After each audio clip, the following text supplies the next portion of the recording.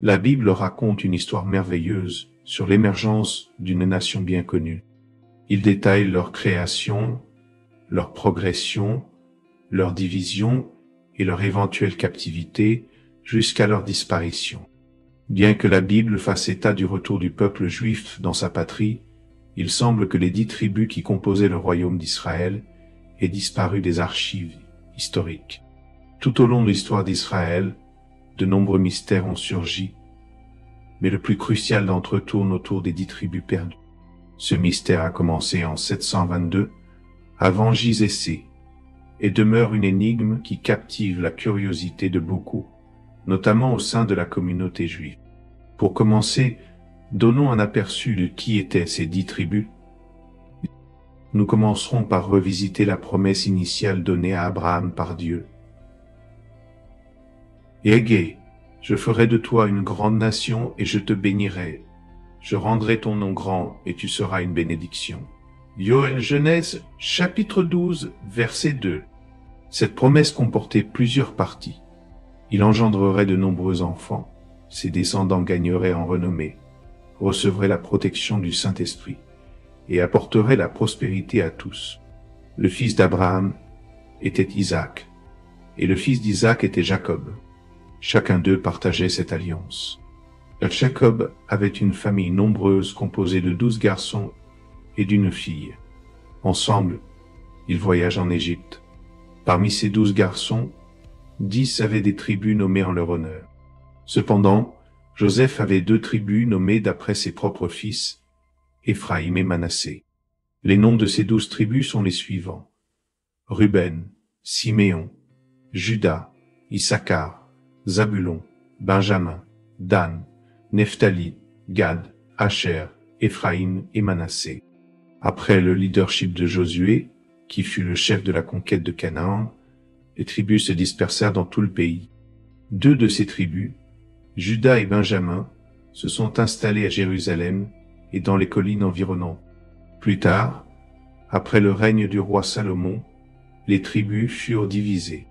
Voici ce que le Seigneur dit à Salomon: Égé, puisque telle est ton attitude, et que tu n'as pas gardé mon alliance et mes décrets que je t'ai prescrits, je t'arracherai certainement le royaume et le donnerai à l'un de tes subordonnés. Cependant, parce que de David, ton père, je ne le ferai pas de ton vivant, j'arracherai le royaume des mains de ton fils.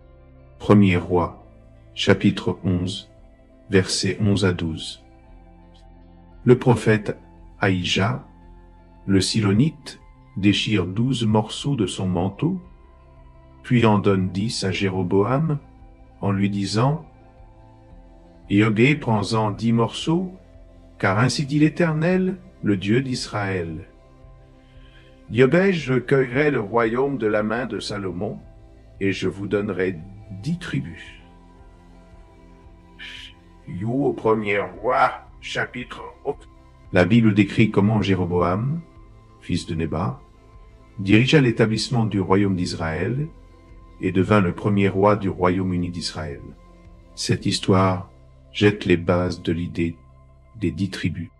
L'annonce de ces 10 tribus se fit ainsi. Lorsque Roboam arriva à Jérusalem, il rassembla tout Juda et la tribu de Benjamin. 1er Roi, chapitre 12, verset 21. C'est ainsi que le terme Égé, 10 tribus, fait sa première apparition. Après la mort du roi Salomon, son fils Roboam monta sur le trône.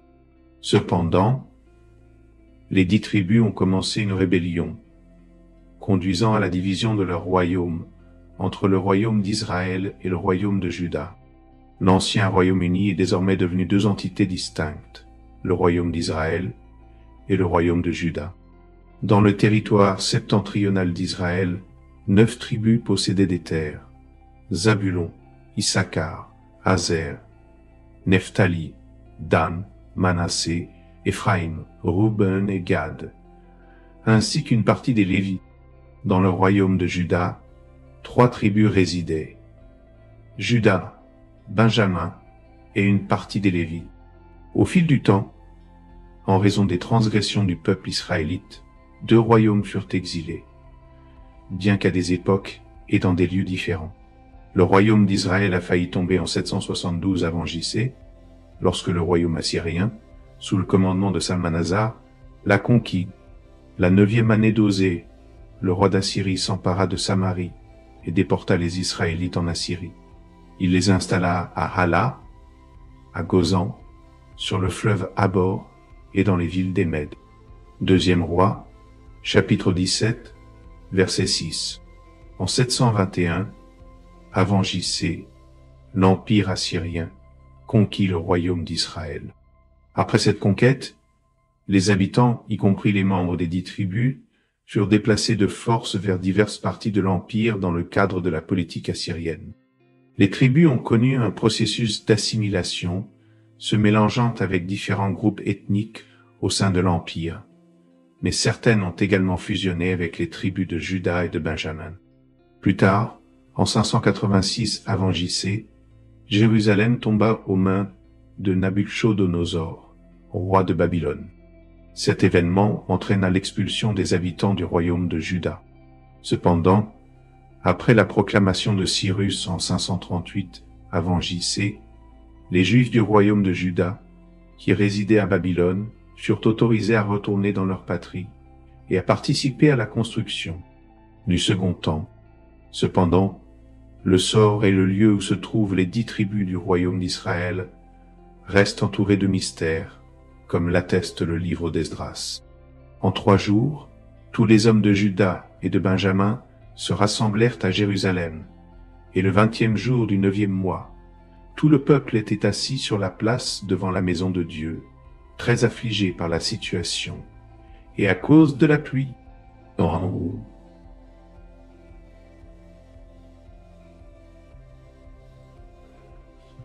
Esdras, chapitre 10, verset 9.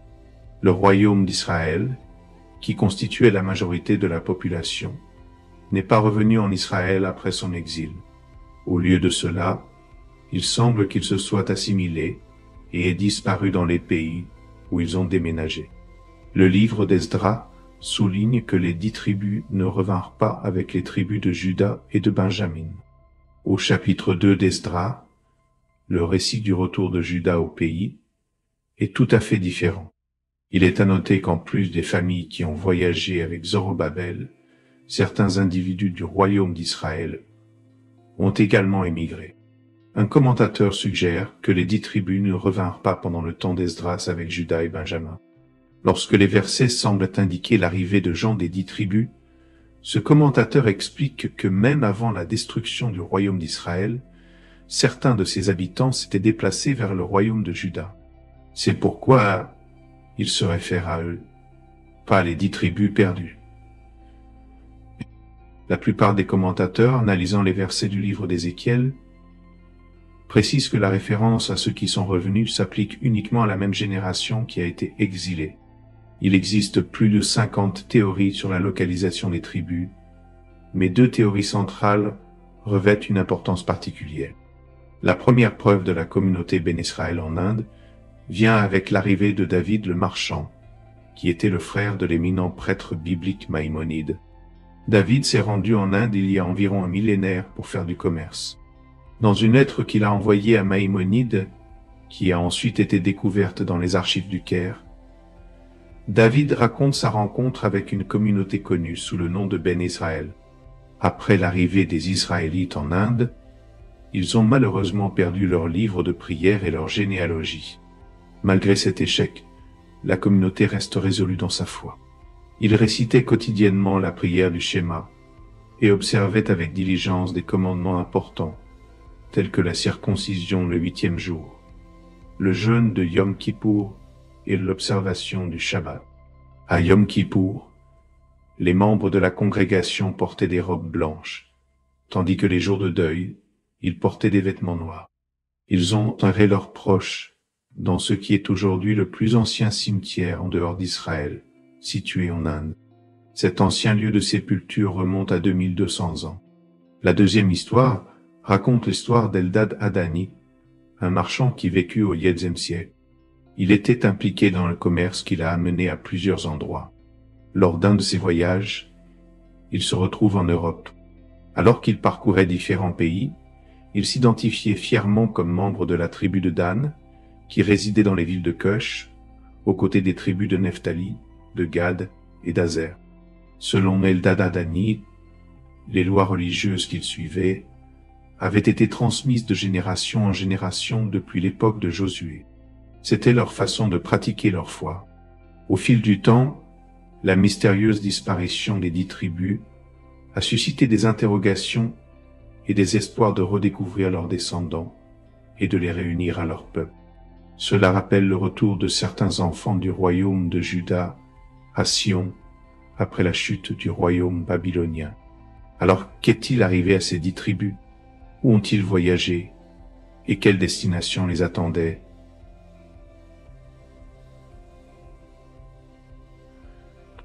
Ces questions portaient une profonde nostalgie des frères perdus, captivant l'imagination juive pendant d'innombrables générations. L'histoire des 10 tribus a servi de source de motivation aux Juifs et aux non-Juifs pour rechercher où se trouvaient ces tribus. Leur retour en terre d'Israël était considéré comme un événement important, signalant l'arrivée du Messie et les jours de la rédemption. Nous espérons que vous avez appris quelque chose de nouveau aujourd'hui. Si oui, aimez cette vidéo et partagez-la avec vos amis. Vous pouvez également partager avec nous ce que vous savez en laissant un commentaire ci-dessous. Et n'oubliez pas de vous inscrire ci-dessous pour chercher à vous rapprocher de Dieu.